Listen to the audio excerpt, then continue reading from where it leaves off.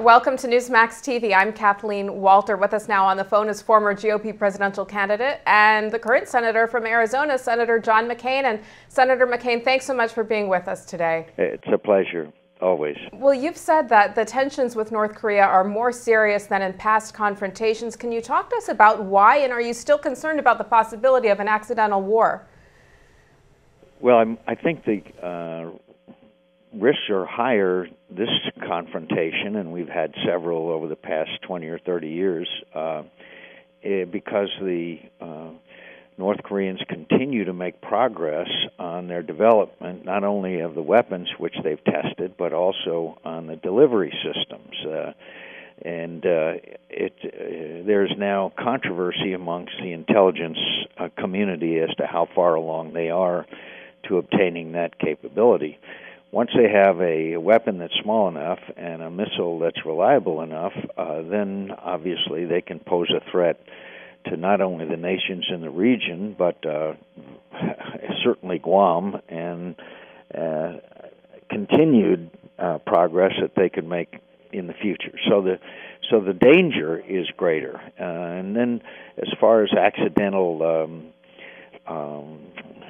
wars being started, history is replete with wars having been started when people never thought they would. This young man, Kim Jong-un, does not think like us. That's very obvious. And so to assume that he is capable of totally rational behavior, I think is a very great leap of the imagination. So we have been through a series over the years of confrontation, negotiation, incentives such as food, fuel, even outright lifting of sanctions under the Bush administration in the hopes that the North Koreans would abandon their nuclear weapons. And now with the latest, Secretary of State John Kerry said, well, we'll have direct negotiations towards having them abandon their nuclear weapons. One thing I am sure of is they will not abandon their nuclear weapons and their program, because it's what makes them relevant in the world today. If they didn't have nuclear weapons, we wouldn't really care, although we would care about the 200,000 people that are incarcerated in the world's worst gulag and the torture and murder that goes on routinely there. So that's. I'm sorry for the long answer, but that's basically the situation as we see it, and we've seen this movie before about, quote, negotiations. China is the answer to the problem. Yeah, are you optimistic China will rein in North Korea, or do you have doubts? I'm very disappointed in China so far. Very disappointed, deeply disappointed. I'm disappointed in China's confrontational attitude towards the South China Sea. I'm deeply disappointed in their continued cyber attacks, which we have traced back even to a building in Beijing, and certainly disappointed that they continue to support Russian veto of any sanctions on Bashar Assad in Syria in the United Nations. China is not living up to their position as a great world power. What's your assessment of how the Obama administration has handled this crisis so far? Well, I think that they should make it clear to the Chinese that the failure of the Chinese to rein in this brinksmanship, which they can, by the way, very easily, is something that needs to be done. And I do not approve of this idea of John Kerry's that, well, maybe we'll make some concessions to them if they have, quote, direct talks. We've had direct talks, indirect talks, 5 nations, 2 nations, 3 nations, whatever. But the fact is we got to recognize the stark reality that North Korea will not give up their nuclear weapons unless they are forced to. Senator, let's switch gears and chat for a second about immigration reform. You, Sure. Senator Rubio, and the rest of the bipartisan group working on immigration reform will unveil comprehensive legislation tomorrow. What happens to the 11 million immigrants who are in this country illegally? They are granted a permanent legal status if they pay back taxes, learn English, and understand that when it comes time for green card status, they will get in line behind everyone else. That green card status process will not begin until we have a secure border, exit entry visa capability, and a e-verify, in other words, documentary proof system of employers who hire people, and a 90% effective control of the border. And that is quite a long time before we have achieved all those goals. Senator, a number of your conservative colleagues have questions about this because they believe it's amnesty. Is it? And how do you and Senator Rubio go about winning over Senators Mike Lee and Ted Cruz, who have yet to support this proposal?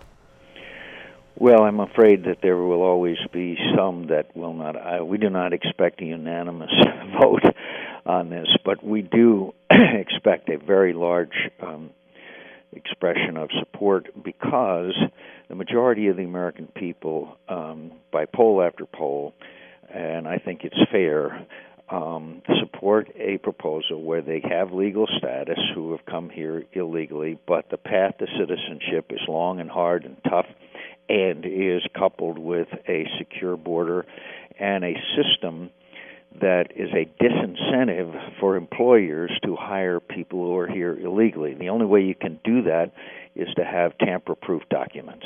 And so as long as these people who are here illegally get behind, in the back of the line behind those who came here legally or seek to come here legally for green card status, most Americans approve of that process. But they also have every right to expect a secure border. Senator, let's turn to gun control. There are reports that legislation now has momentum in the Senate after you and Senator Pat Toomey broke ranks with leadership on this one to proceed the gun bill on expanded background checks. You apparently back this compromise. Can you talk to us about why? Well, again, I think we know that our goal is to keep the weapons out of the hands of criminals and people who are mentally incapable of having such responsibility and pose a threat to our society. I think that background checks is an important aspect of this without violating the Second Amendment and the privacy rights of American citizens.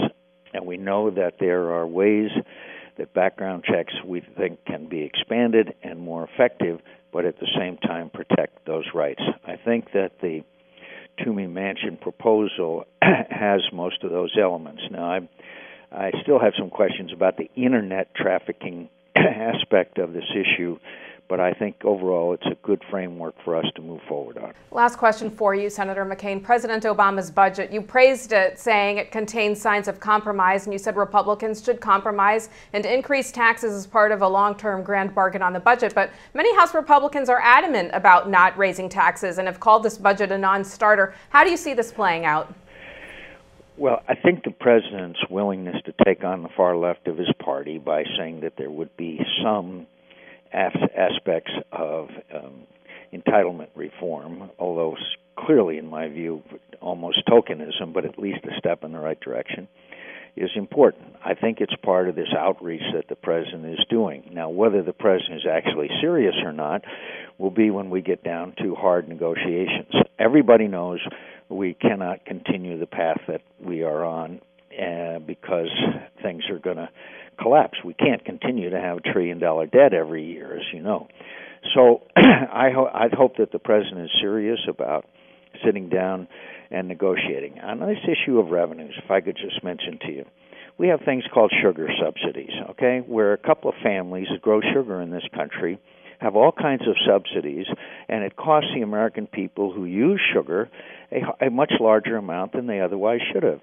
So if doing away with sugar subsidies is a, quote, increase in revenue, count me in. I've been against sugar subsidies for the last 30 years. So, and there are many other tax loopholes and provisions in the tax code that have been carved out by special interests who have clout here on Capitol Hill that I would do away with in a New York minute. So when we say, quote, revenues, it depends on what kind of revenues you're talking about, and I would not, and I am opposed to increasing people's taxes. You see my point? Got it. Senator John McCain, thanks for being with us today. Thank you for having me on. And thank you for watching Newsmax TV.